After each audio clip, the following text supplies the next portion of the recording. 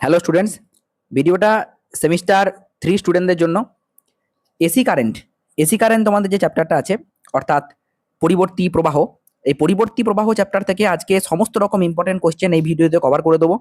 যে কোশ্চেনগুলো আসতে পারে, যেগুলো ইম্পর্টেন্ট, ঠিক আছে, সেরকম সমস্ত কোশ্চেন আমি একবার করে ক্লিয়ার করে দেওয়ার চেষ্টা করব। তো চলো শুরু করা যাক। আশা করা যাচ্ছে এরকম টাইপের কোশ্চেন তোমরা অবশ্যই পাবে, ঠিক আছে। দেখো, আচ্ছা হ্যাঁ, কোশ্চেন নাম্বার এদিক ওদিক আছে, কারণ আমি আগেও বলেছি যে এগুলো আমাকে বিভিন্ন বই থেকে নিতে হয়েছে, তাই কোশ্চেন নাম্বারগুলোকে অ্যাভয়েড করবে, কোশ্চেনগুলোকে ফোকাস করবে। ওকে, তো চলো কোশ্চেন নাম্বার 1। একটি সাধারণ ভোল্টমিটার 60 হার্জ কম্পাঙ্কের একটি সাইন বক্রিয় পরিবর্তী বিভব 150 ভোল্ট দেখায়। একটি পূর্ণ চক্রে সর্বোচ্চ বিভবের মান কত হবে? দেখো, কোশ্চেনটাতে বুঝতে হবে কি বলতে চাইছে। কোশ্চেনটাতে বলতে চাইছে একটা ভোল্টমিটার আমি এসি সার্কিটে কানেক্ট করে দিয়েছি, দিয়ে দেখাচ্ছে ভোল্টেজ হচ্ছে 150 ভোল্ট। ভোল্টেজ হচ্ছে 150 ভোল্ট। তাহলে সর্বোচ্চ মান কত? ভোল্টমিটার যেটা শো করবে না, সেটা আরএমএস ভ্যালু শো করবে। তার মানে ভি আরএমএস দেখাচ্ছে ও 150 ভোল্ট। ওকে, তাহলে ভি নট কত? ভি নট হচ্ছে হাইয়েস্ট ভ্যালু।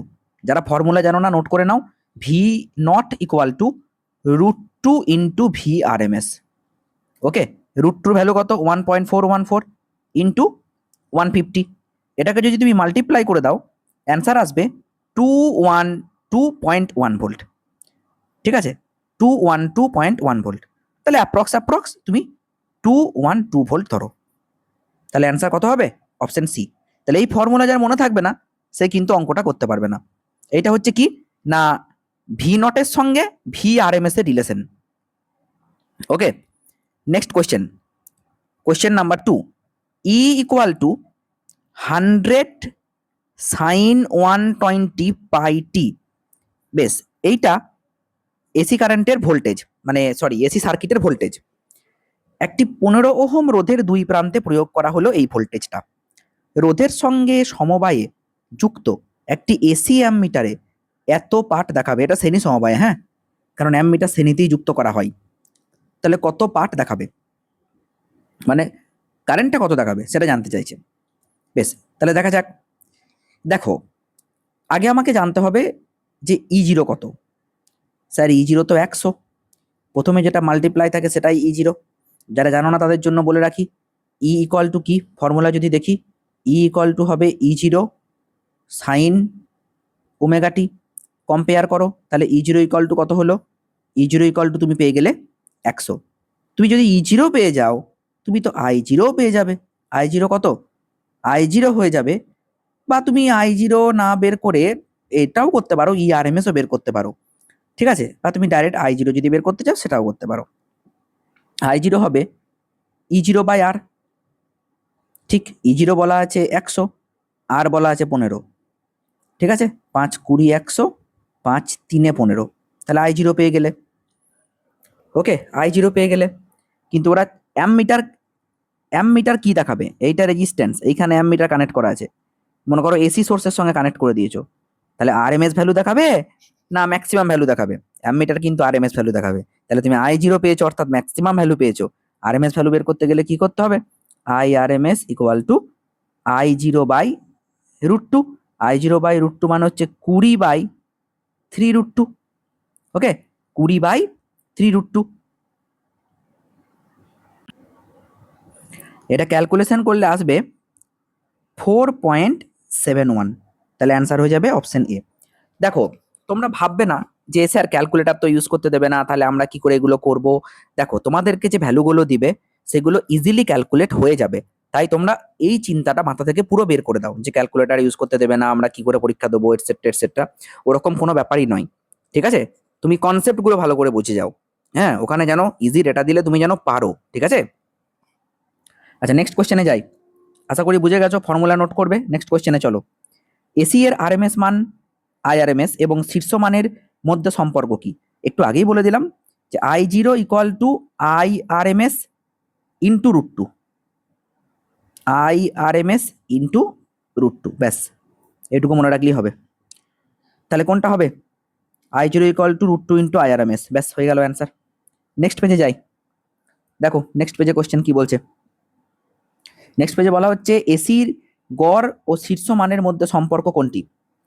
এসি কারেন্টের গড় মান এবং শীর্ষ মানের মধ্যে সম্পর্ক কোনটি? মনে রাখবে আই অ্যাভারেজ ইকুয়াল টু 2/পাই ইন্টু I0।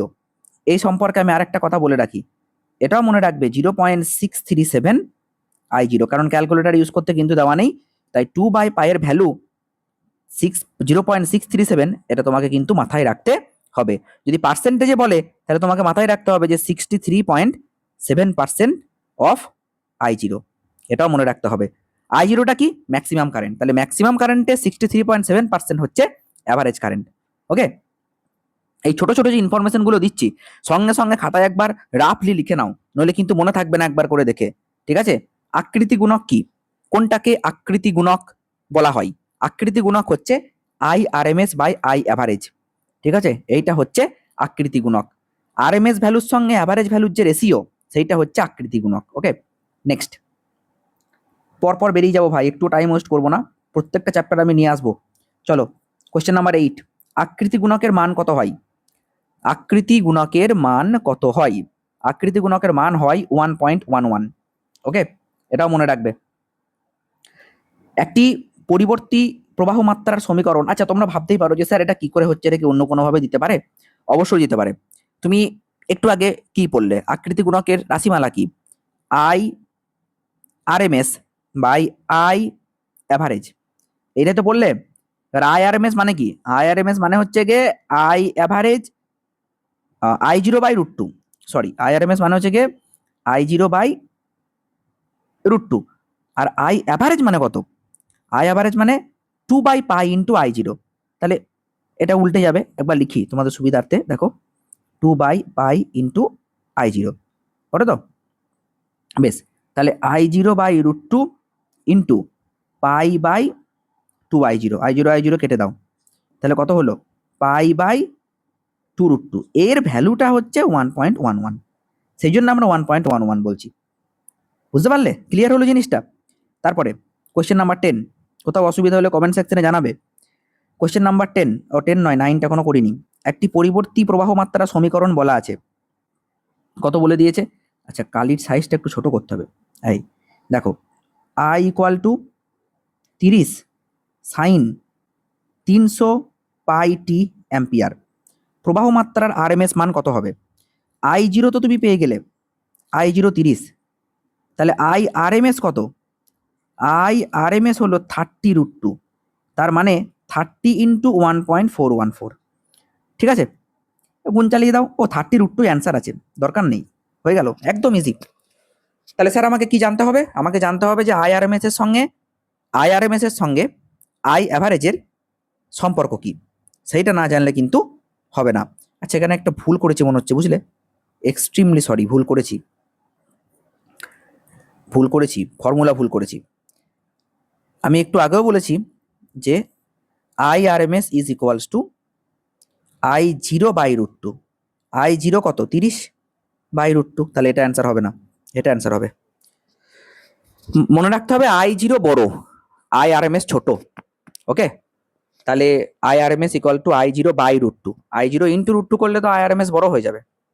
ঠিক আছে, ওকে, নেক্সট কোশ্চেনে যাই।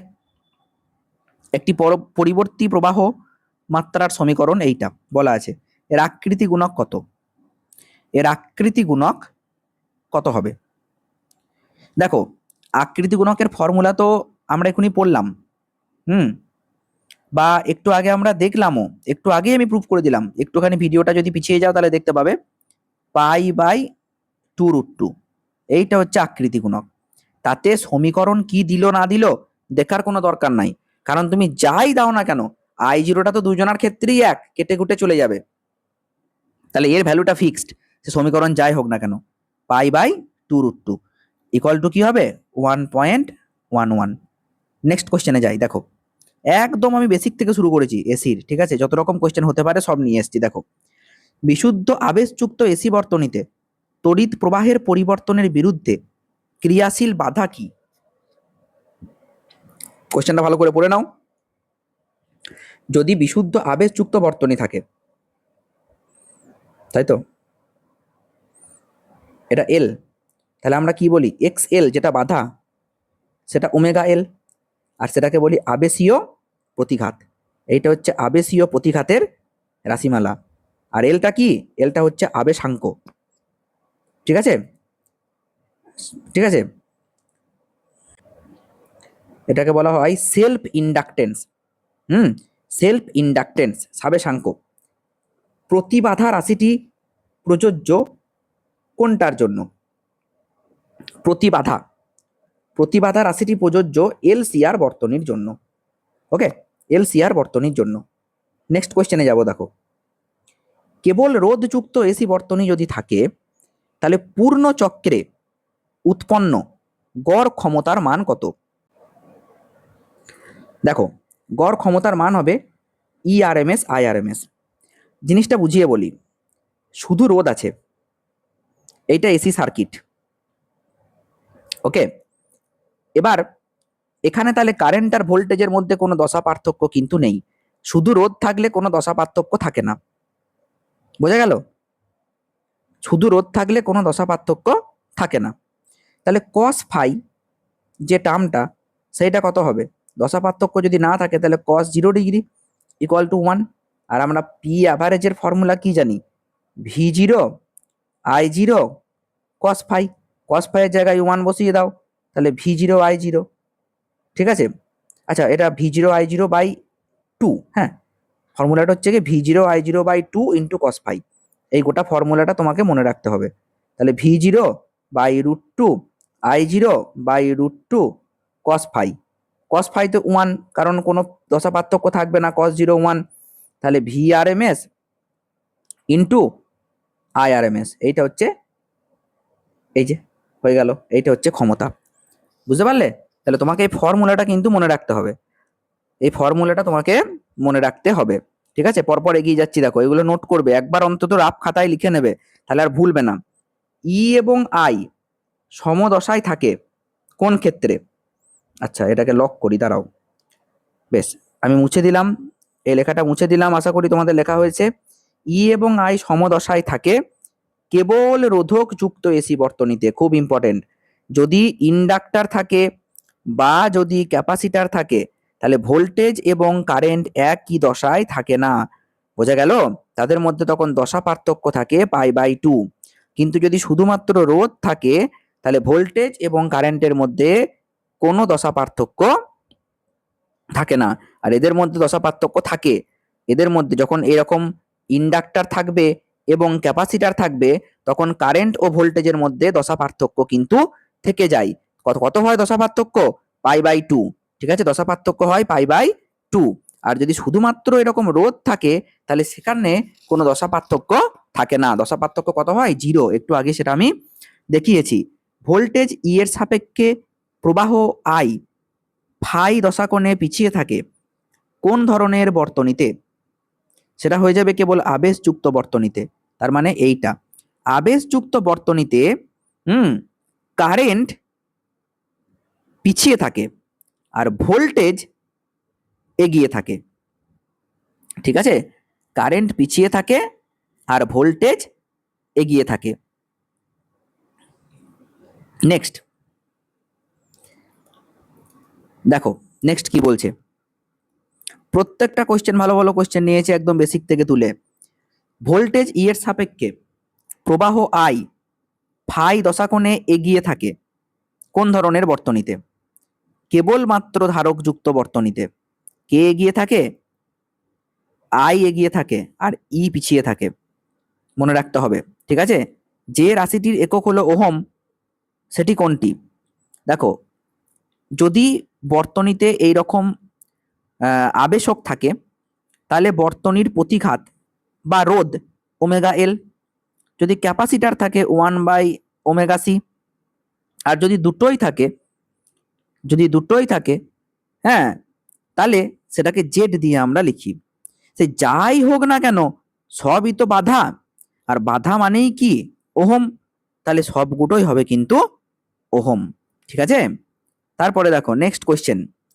500 হার্জ এসি উৎসের সঙ্গে, বেশ 500 হার্জ এসি মানে এফ সমান বলে দিয়েছে, 500 হার্জ কম্পাঙ্ক বলা আছে। 200 মাইক্রোফ্যারাড মানে সি সমান 200 মাইক্রোফ্যারাড।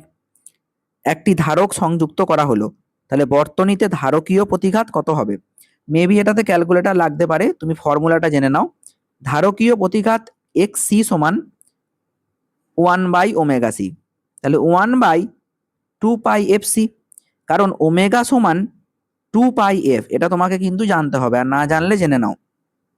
ঠিক আছে, ওমেগাটাকে বলা হয় কৌণিক কম্পাঙ্ক, আর এফটাকে বলা হয় শুধু কম্পাঙ্ক। তাহলে 1/2 ইন্টু 3.14 ইন্টু 500 ইন্টু 200 ইন্টু 10⁻⁻6, এইটাকে তোমাকে ক্যালকুলেট করতে হবে। আমি আবারও বলছি, ঘাবড়ানোর কোনো কারণ নেই, যে ভ্যালুগুলো দেবে সেই ভ্যালুগুলো কিন্তু এক্সামে ইজিলি ক্যালকুলেট হয়ে যাবে, তাই এত চাপের কিছু নেই। ওকে, তো এটা যদি তুমি ক্যালকুলেটরে ক্যালকুলেট করো তাহলে তুমি দেখবে যে এর যেটা অ্যান্সার আসবে সেটা 1.6 ওহম। ওকে, নেক্সট দু একটা কোশ্চেন আছে এখানে যেগুলো একটু ক্যালকুলেটিভ, ঠিক আছে, কিন্তু সেগুলো নিয়ে টেনশন করার কিছু নেই, ওই সেম ফর্মুলা দিয়ে কোশ্চেন দিয়ে দেবে, হয়তো এটা ইজি দিয়ে দেবে। ভোল্টেজ ই এর সাপেক্ষে প্রবাহ আই ফাই দশাকোণে এগিয়ে থাকে কোন ক্ষেত্রে? ঠিক আছে, আই এগিয়ে থাকছে, কোন ক্ষেত্রে আই এগিয়ে থাকবে? ঠিক আছে, সেটা বলতে হবে। আচ্ছা, এর উত্তর হয়ে যাবে সিআর বর্তনীতে। আমি একটা সিম্পল কথা বলি, তুমি একবার পিছিয়ে এসো, এখানে কি পড়লে? ই এর সাপেক্ষে আই এগিয়ে থাকে কোন বর্তনীতে? কেবল ধারকযুক্ত বর্তনীতে। এখানে দেখো ই এর সাপেক্ষে আই এগিয়ে থাকে কোন বর্তনীতে? সিআর বর্তনীতে। তার মানে আর এখানে কোনো এফেক্ট ফেলবে না এগোনোর বা পেছনোর, সেই এফেক্টটা কিন্তু সি এর জন্যই পড়বে, এটা মাথায় রাখতে হবে। এলআর বর্তনীতে প্রতিরোধের মান কত? দেখো, যদি বলে এলআর, আমি একবারে শিখিয়ে দিচ্ছি, একটু মন দিয়ে দেখলেই তোমরা বুঝতে পেরে যাবে। যদি বলে, তুমি প্রথমেই একটা ত্রিভুজ এঁকে নেবে, এটাকে বলা হয় প্রতিরোধ ত্রিভুজ, নিচে আর, এ চেঞ্জ হবে না। যদি বলে এলআর বর্তনীতে প্রতিরোধ কত, তুমি এই জায়গাটায় ওমেগা এল নেবে, তাহলে এটা কত হবে? অতিভুজ আর স্কয়ার প্লাস ওমেগা এল তার স্কয়ার। যদি বলে আচ্ছা, এটা আগে উত্তরটা করে নাও, তাহলে উত্তর কোনটা হলো? এইটা। যদি বলে সিআর বর্তনী, এইখানটা তুমি শুধু চেঞ্জ করবে 1/ωc করে দেবে, এখানটা কি হবে তাহলে? 1/ωc। ওকে, এলআর বললে আগেরটা, সিআর বললে এইটা। আর যদি বলে এল সিআর বর্তনী, তখন তুমি এই দিকটা চেঞ্জ করে করবে ওমেগা এল মাইনাস 1/ωc। ওকে, তাহলে এইটাও চেঞ্জ হবে, তখন এটা আরো বড় হবে, ওমেগা এল মাইনাস 1/ωc তার স্কয়ার। ঠিক আছে, কিছুই না, এটা অতিভুজ, তাহলে ভূমি স্কয়ার প্লাস লম্ব স্কয়ার ইকুয়াল টু অতিভুজ স্কয়ার। এই দেখো, তারপরেই কোশ্চেন আছে, এলসিআর বর্তনীতে প্রতিঘাত কোনটা? R square plus omega L minus 1/ωc তার হোল স্কয়ার। নেক্সট কোশ্চেন দেখো বন্ধু, নেক্সট কোশ্চেন দেখো কি বলছে। একটি এলসিআর বর্তনীতে প্রযুক্ত পরিবর্তী voltage E0 sine omega t বর্তনীটিতে সুস্থির অবস্থায় প্রবাহ মাত্রা কত হবে? একদম easy, I equal to E0/Z sine omega t minus phi, এইটা হয়ে যাবে সুস্থির অবস্থাতে এলসিআর বর্তনীতে current. Okay, sine omega t minus phi, কিছুই না, ওহমস ল করেছো, আর কারেন্ট ভোল্টেজের থেকে পিছিয়ে থাকবে ফাই দশাকোণে, সেই জন্য তুমি এইটা ওমেগা টি মাইনাস ফাই করেছো। ওহমস ল কেন করেছো? ওহমস ল তুমি কি করতে? I ইকুয়াল টু V/R করতে না?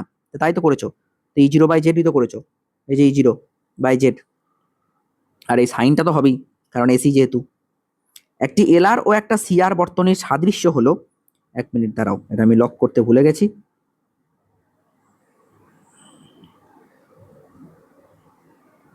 ওয়েট, সরি,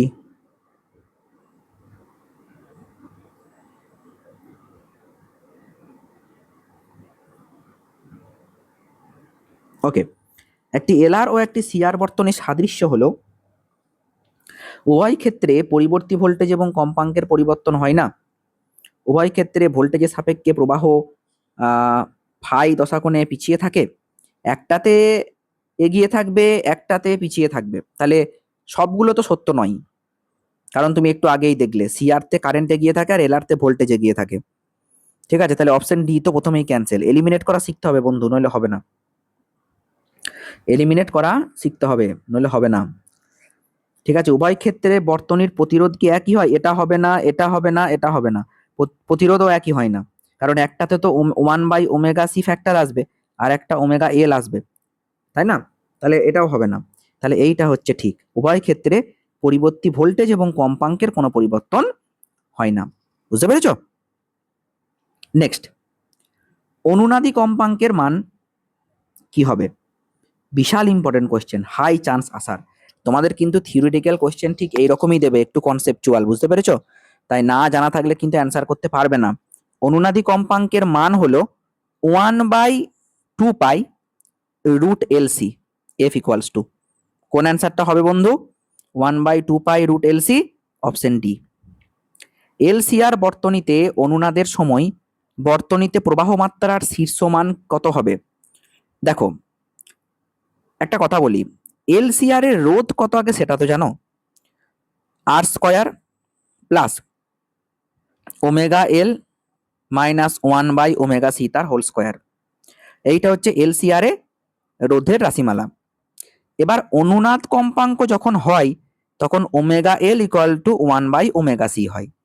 তাহলে এই ক্ষেত্রে এই যে জিনিসটা সেটা কত হবে? 0 হয়ে যাবে। তাহলে জেড ইকুয়াল টু পুরোপুরি আর হয়ে গেল। এবার আমি যদি তোমাকে বলি যে বন্ধু তুমি তাহলে কারেন্ট বের করে দাও, তুমি বলবে sir I equal two V/R, তাহলে E0/Z, তাহলে উত্তর হয়ে গেল E0/R। নেক্সট নেক্সট দেখো কি বলছে, এলসিআর বর্তনীতে অনুনাদের শর্ত কোনটা? দেখো, এফ ইকুয়ালস টু তো হয় 1/2π√LC, এটা তো আমি বললাম। তাহলে কৌণিক কম্পাঙ্ক কত হবে? কৌণিক কম্পাঙ্ক কত হবে? দেখো, জেনারেলি তুমি যখন এই 2πটাকে এখানে নিয়ে গিয়ে গুণ করে দেবে তখন কি হবে? 2πf 1/√LC। এবার 2πf মানেই তো ওমেগা, না? ওমেগা ইকুয়াল টু 1/√LC, হয়ে গেল উত্তর। ঠিক আছে, উত্তর হয়ে গেল। তাহলে কোনটা হবে? Omega equal to 1/√LC। LCR বর্তনীতে কিউ গুণকের মান কত? 1/R√L/C, বিশাল ইম্পর্টেন্ট, মনে রাখবে। কিউ গুণক হচ্ছে এর পুরো নাম, এর ইংরেজি নাম হচ্ছে কোয়ালিটি ফ্যাক্টর।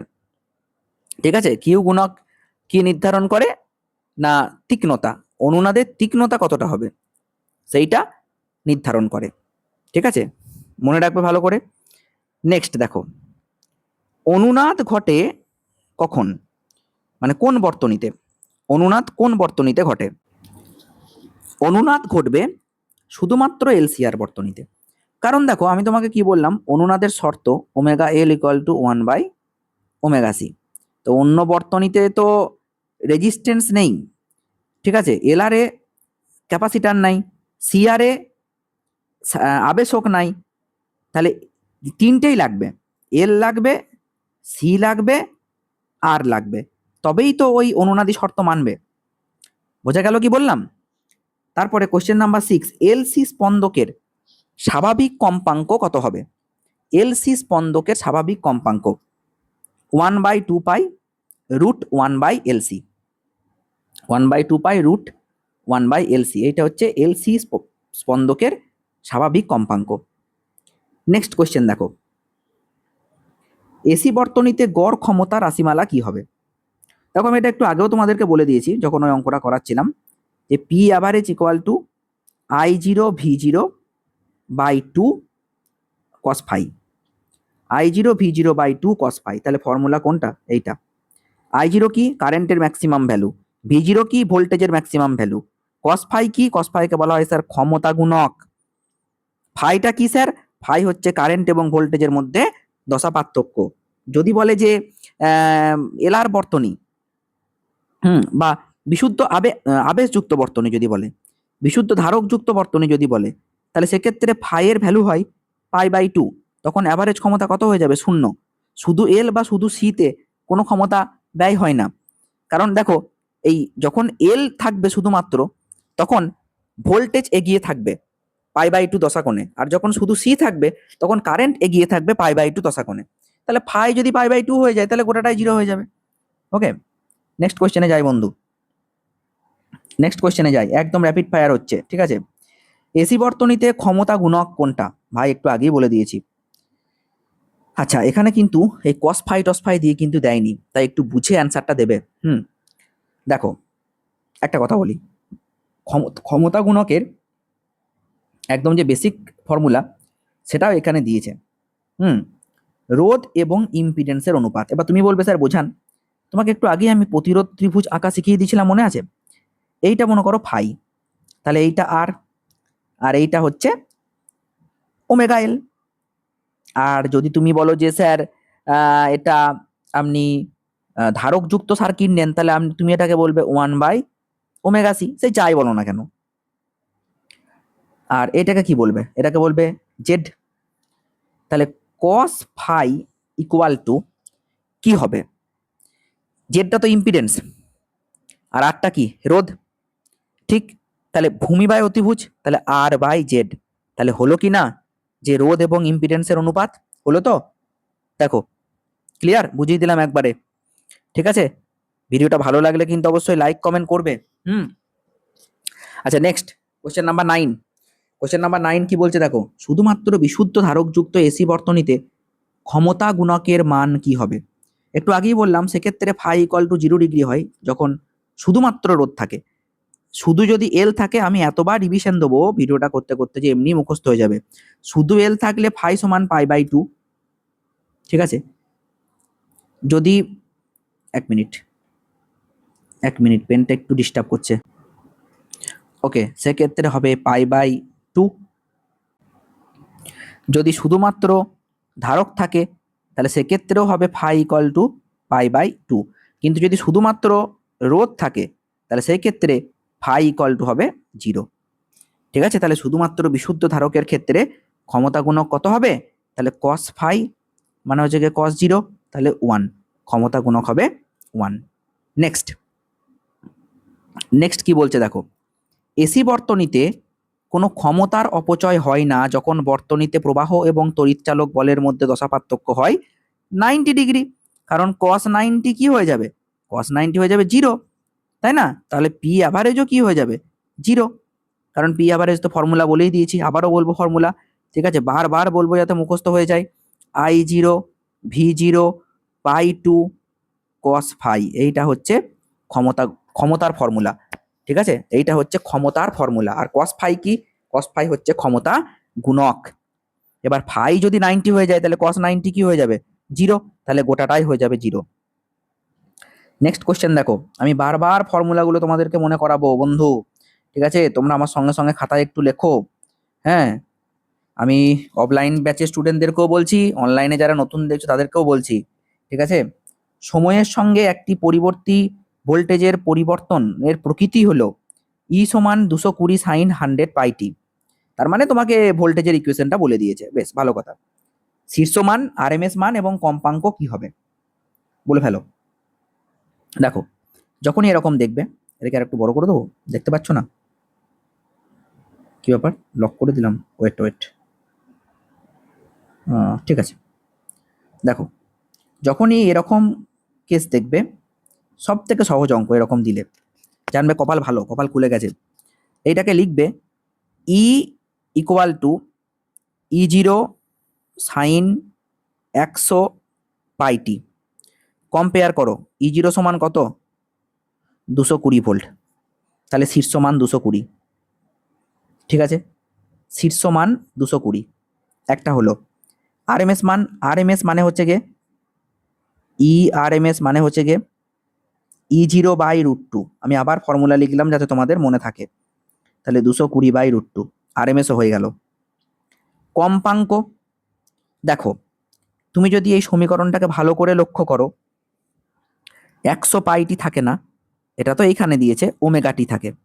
এটাকে যদি আমি আরও ভাঙি, E0 সাইন ওমেগার জায়গায় 2πf × t। এইবার কম্পেয়ার করো, তাহলে তুমি কি পাবে?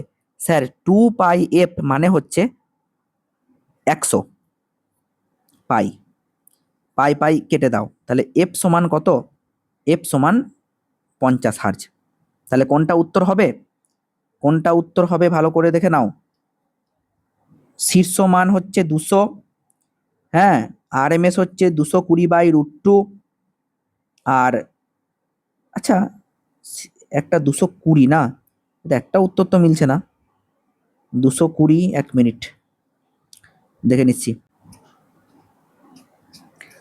আচ্ছা এখানে উত্তর একটাও মিলছে না, মানে উত্তর এখানে একটা ভুল আছে, বুঝলে? দেখো এই উত্তরটাই হবে 220, 220/√2, এইটা হবে 50 হার্জ, এটা 100 হার্জ হবে না, এটা কেটে দিয়ে হবে 50 হার্জ। বুঝতে পারলে এই ধরনের অঙ্ক কি করে করব? একদম ইজি, একদম ইজি। তাহলে তোমাকে এখানে কি মনে রাখতে হবে সেটা বলি। ই ইকুয়াল টু, এইটাকে একবার লিখে নিতে হবে, E0 সাইন ওমেগা টি। যদি +5 থাকে তো ভালো, না থাকলে ঠিক আছে, +5 বা -5 যাও কিছু একটা থাকবে, এটা হয় +5 থাকবে নাহলে -5 থাকবে। আর যদি 5 হয় তাহলে কিছুই থাকবে না। এটাকে আর একটু ভেঙে লেখা যায়, E0 সাইন ওমেগার জায়গায় 2π/ft +-5। ব্যাস, এই ফর্মুলা মনে রাখতে হবে বন্ধু, তবে এই অঙ্কগুলো হবে। নেক্সট দেখো, প্রচুর কোশ্চেন নিয়ে এসেছি ভাই, ঠিক আছে, যে যাতে তোমাদের কোনো কিছু মিস না যায়। একবার যদি ভালো করে দেখে নাও, আশা করি এই চ্যাপ্টার থেকে আর কোনো কোশ্চেন আটকাবে না। কি বলছে দেখো, একটি এসি বর্তনীতে বিভব প্রভেদ ই এবং তড়িৎ প্রবাহ আই, ঠিক আছে, ই এর ভ্যালু বলে দিয়েছে, ই এর ইকুয়েশনটা বলে দিয়েছে, আর আই এর ইকুয়েশনও বলে দিয়েছে। বর্তনীতে ক্ষমতার অবক্ষয় কি হবে? আমাকে একটা সিম্পল কথা বলো ভাই, ক্ষমতা তো আমি একটু আগেই বললাম, আমি আবারও বলবো, I0 V0 cos phi, আর এখানে একটা y2 হবে। I think clear. তুমি I0 পেয়ে গেছো 100, এই যে প্রথমে যেটা থাকে এটাই I0। তুমি E0 পেয়ে গেছো, সেটাও 100, এই যে, ঠিক আছে, বাই 2 cos phi। স্যার ফাইটা কত কি করে বুঝবো?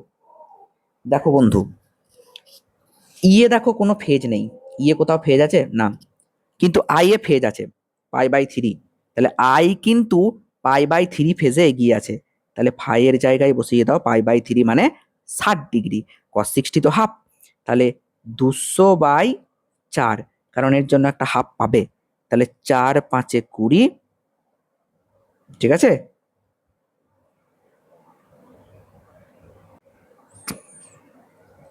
আচ্ছা একটা সমস্যা আছে, সমস্যাটা কোথা বলি দেখো, কারেন্টটা না মিলি অ্যাম্পিয়ারে দিয়েছে, দেখেছো? এটা কিন্তু আমি খেয়াল করিনি যে কারেন্টটা মিলি অ্যাম্পিয়ারে দিয়েছে, এইগুলো একটু খেয়াল করতে হবে।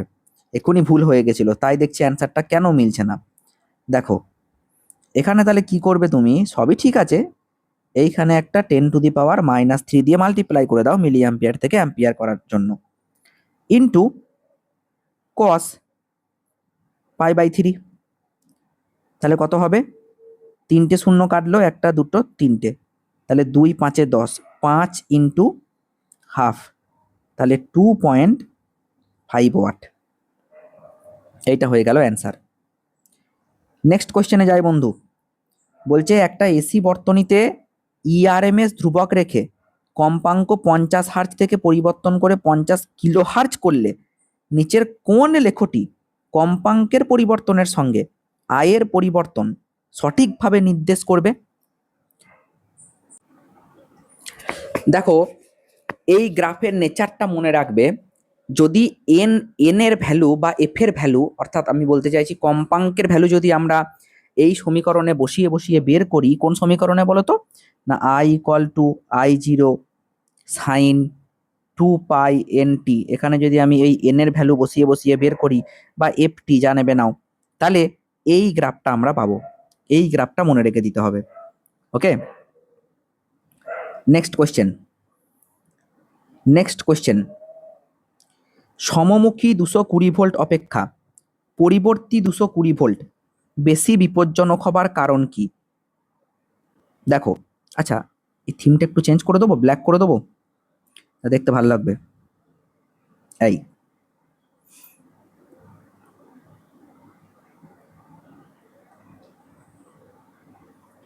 না, হোয়াইটই থাকুক।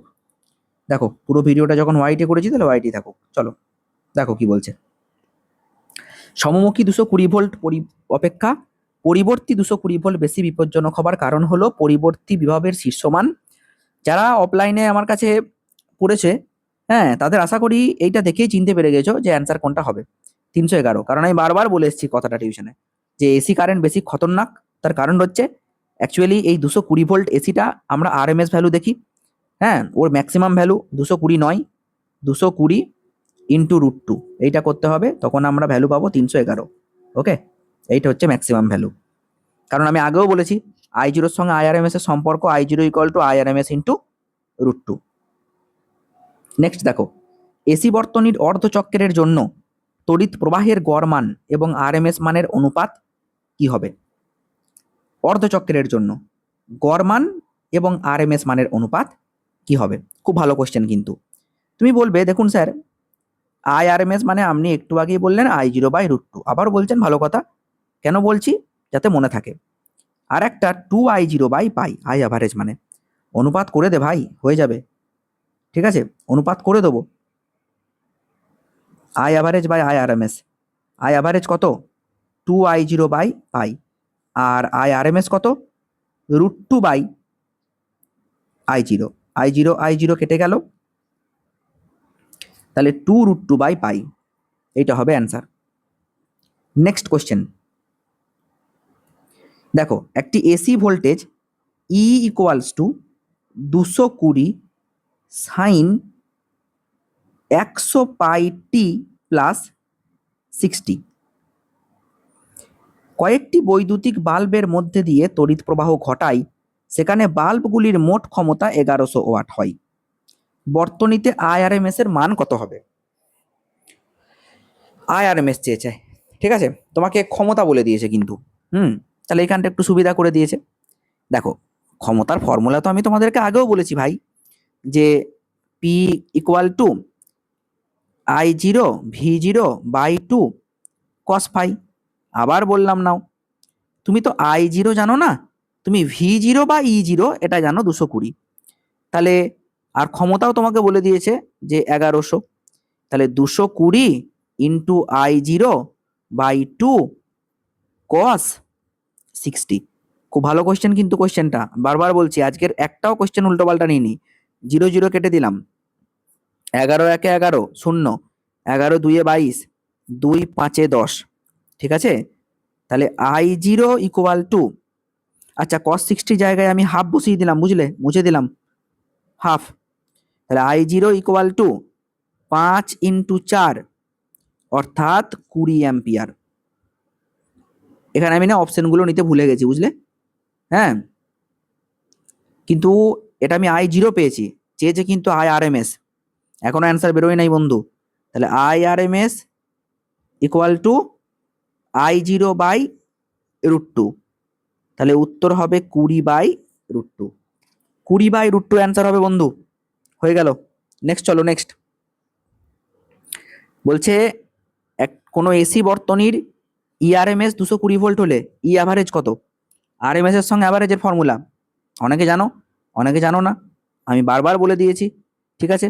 ই অ্যাভারেজ ইকুয়াল টু E0 মানে 2E0/π। এবার 2/πটাকে তুমি রেখে দেবে, E0 মানে আবার ইআরএমএস ইন্টু √2, ঠিক কিনা? ক্লিয়ার কি বললাম? ইআরএমএস বলে দিয়েছে ভাই 220, বসাও 2/π ইন্টু √2 ইন্টু 220, ঠিক আছে, এটাই অ্যান্সার। তাহলে 440 √2/π এত ভোল্ট। ওকে ওকে, দেখো এইটা হচ্ছে অ্যান্সার। আচ্ছা এখানে একটা কথা বলি, এটা যদি তুমি ক্যালকুলেশন করো এইটা অ্যান্সার আসবে, হ্যাঁ, 198.1। এটা থেকে ঘাবড়ানোর কোনো কারণ নাই, আমি একই কথা আবারও বলবো, কনসেপ্ট বোঝো। তোমাদের ডেটা এমন কিছু থাকবে না যেটা তোমার ক্যালকুলেটার লাগবে, ইজি ডেটা দেবে, ইজি ডেটা, ঠিক আছে, ওইটা নিয়ে চাপ নেওয়ার কোনো দরকার নাই। নেক্সট কোশ্চেন দেখো কি বলছে। নেক্সট কোশ্চেন দেখো, কালিটা একটু চেঞ্জ করে নিই নাকি, অনেকক্ষণ থেকে কালিতে লিখছি, চলো। ভালো কোশ্চেন দিয়েছে, ক্যালকুলেটার লাগতে পারে। আচ্ছা, দেখা যাক আগে কি করে করব।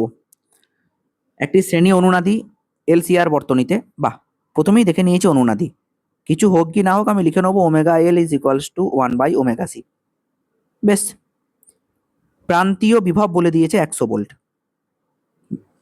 আর বলা আছে 1 কিলো ওহম, সি বলা আছে 2 মাইক্রোফ্যারাড, অনুনাদি কৌণিক কম্পাঙ্ক ওমেগা সমান 200 রেডিয়ান পার সেকেন্ড। অনুনাদের সময় আবেশকের প্রান্তীয় বিভব কি হবে?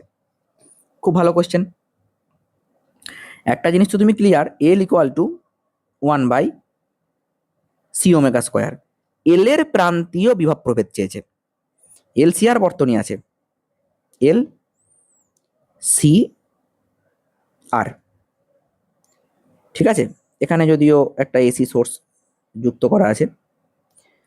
এল সি আর বলছে যখন অনুনাদ সৃষ্টি হয়ে গেছে তখন এর দুই প্রান্তের বিভব প্রভেদ কত? এইটা বের করে দাও বন্ধু, এইটা বের করে দাও। এর দুই প্রান্তের বিভব প্রভেদ কত? কি হবে দেখো, আগে এলটা বের করতে হবে। এর জন্য এলটা কি করে বের করবে? 1/সি বলা আছে 2 × 10⁻⁻6 ইন্টু ওমেগা হচ্ছে 200, তাহলে 200 স্কোয়ার। এইগুলো তুমি যদি ক্যালকুলেট করো দেখো কি হবে, 10⁻⁻6 ওপরে যাবে, 2 × 2 2 4 ইন্টু 10⁻4, তাহলে এটা কাটবে, তাহলে হয়ে গেল ওপরে 100, তাহলে 100/8 এত হেনরি। ঠিক আছে, এবার অনুনাদের সময় ওমেগা এল ইকুয়াল টু 1/ওমেগা সি হয়ে গেছে, তাহলে জেড ইকুয়াল টু কি হবে? আর, কারণ আগে আমি ফর্মুলা দেখবে লিখে দিয়েছিলাম জেডের, ঠিক আছে, সেকেন্ড ব্র্যাকেটটা 0 হয়ে যায়, হ্যাঁ, ফার্স্টে শুধু পড়ে থাকে আর স্কোয়ার, রুট থেকে বেরিয়ে এলে হয় আর। I think clear. এবার তাহলে আই কত হবে? প্রবাহ মাত্রা কত? প্রবাহ মাত্রা তখন V/জেড, তার মানে তুমি বলবে স্যার ভি জেড তো আর হয়ে গেছে, তাহলে V/আর। তুমি ভি পেয়ে গেছো, ভি এখনো পাওনি, এল পেয়েছো, তাই তো? ভি বলে দিয়েছে, তাই না? ভি বলেনি, 100 ভোল্ট, এই যে 100 ভোল্ট, তাহলে 100 বাই রোধ কত বলেছে? 1 কিলো ওহম, 1 2 3, 100/1000, তাহলে 0.1 অ্যাম্পিয়ার। তাহলে 0.1 অ্যাম্পিয়ার কারেন্ট সার্কিটের মধ্যে দিয়ে যাচ্ছে। তাহলে ভিএল কত? VL equal to, VL equal to, ওই যে ভি ইকুয়াল টু আইআর এর ফর্মুলা, ওই রকমই ফর্মুলা, ঠিক আছে, কিন্তু এখানে আই তো হবে, আর হবে না, আর এর জায়গায় এক্সএল, তাহলে আই ইন্টু এক্সএল এর জায়গায় ওমেগা এল। আই পেয়ে গেছো 0.1, ওমেগা পেয়ে গেছো 200, আর এল পেয়ে গেছো 100/8। ক্লিয়ার? ওকে, এবার ক্যালকুলেশন তোমাকে করতে হবে বন্ধু। একটা শূন্য গেল, কেটে গেল, ঠিক আছে, 4 2 8, 4 5 20, 2 50 100, তাহলে 5 50 250, 250 ভোল্ট অ্যান্সার। দেখো, দারুণ কোশ্চেন, দুর্দান্ত কোশ্চেন। প্রথম থেকে একবার ভালো করে আর একবার বুঝে নাও ভিডিওটাকে ব্যাকে নিয়ে গিয়ে। ওকে, আই থিঙ্ক ক্লিয়ার হয়ে গেছে তোমাদের কাছে পুরো ব্যাপারটা। নেক্সট, একটি ট্রান্সফরমারের মুখ্য এবং গৌণ কুণ্ডলীর পাক সংখ্যা যথাক্রমে 50 ও 1500। বেশ, মুখ্য কুণ্ডলীর সঙ্গে সংশ্লিষ্ট চৌম্বক ফ্লাক্স এত, φ0 হচ্ছে ধ্রুবক, ঠিক আছে। গৌণ কুণ্ডলীতে প্রান্তীয় আউটপুট ভোল্টেজের মান কত হবে? ভালো কোশ্চেন দিয়েছে, একদম নিউ টাইপ কোশ্চেন ভাই, ঠিক আছে। দেখো, কুণ্ডলী, যারা ট্রান্সফরমারের ব্যাপারে জানো না, ট্রান্সফরমারে দুটো কুণ্ডলী থাকে, এই একটা, এই একটা, এইটাকে বলা হয় মুখ্য বা প্রাইমারি, এটাকে বলা হয় গৌণ বা সেকেন্ডারি, ঠিক আছে। প্রাইমারিতে কারেন্ট দিলে সেকেন্ডারি থেকে আমরা আউটপুট কারেন্ট পাই, ঠিক আছে। প্রাইমারিতে একটা ভোল্টেজ অ্যাপ্লাই করব, সেকেন্ডারিতে আমি আর একটা ভোল্টেজ পাবো, ঠিক আছে। তো এদের মধ্যে যে রিলেশন, এইখানে যদি পাক সংখ্যা এনএস থাকে আর এখানে যদি পাক সংখ্যা এনপি থাকে, তাহলে এনএস আর এনপির মধ্যে একটা সম্পর্ক আছে, সেটা বলি। φs/φp equal to NS/NP। NS কত? 1500/50, ঠিক, ক্লিয়ার? আর ফাই কেন লিখলাম বলো তো? এখানে দেখো ফ্লাক্সের আকারে দিয়েছে, সেই জন্য কিন্তু আমি ফাই দিয়ে লিখেছি। এবার অনেকে ভাবছো স্যার আরও তো একটা ফর্মুলা হয়। হ্যাঁ অবশ্যই হয়, সেটা আমি বলি শোনো। ভিএস বাই ভিপি, সেকেন্ডারির ভোল্টেজ বাই প্রাইমারির voltage, equal to NS by NP, equal to IP by IS, প্রাইমারির কারেন্ট বাই সেকেন্ডারির কারেন্ট। এই ফর্মুলাটা না তোমরা অবশ্যই মনে রাখবে, ঠিক আছে? এইটাও তোমাদের দেখবে একটু পরেই এরকম টাইপের অঙ্ক আমি করাবো। একটু মনে রেখো, এই ফর্মুলাটা কাজে লাগবে। দেখো তুমি তাহলে এটা কেটে কুটে দেখো কত হচ্ছে। 30 হচ্ছে নাকি এটা? 30, 30, ওকে ওকে ওকে। এবার ওরা বলছে গৌণ কুণ্ডলীর প্রান্তীয় আউটপুট ভোল্টেজের মান কত, মানে সেকেন্ডারি।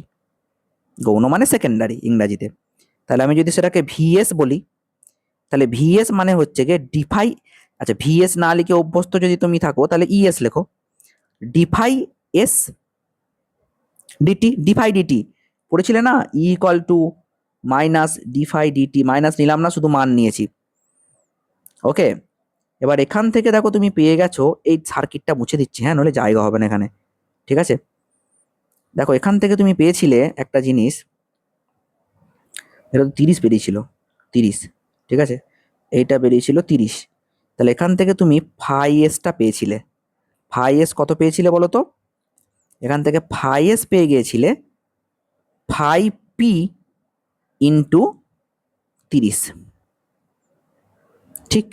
তাহলে ফাই এস এর জায়গায় যদি আমি এটাকে বসাই, তাহলে তুমি কি বলবে? Sir D DT 5p into 30, তাহলে 30 বাইরে বেরিয়ে এলো, তাহলে d5p dt,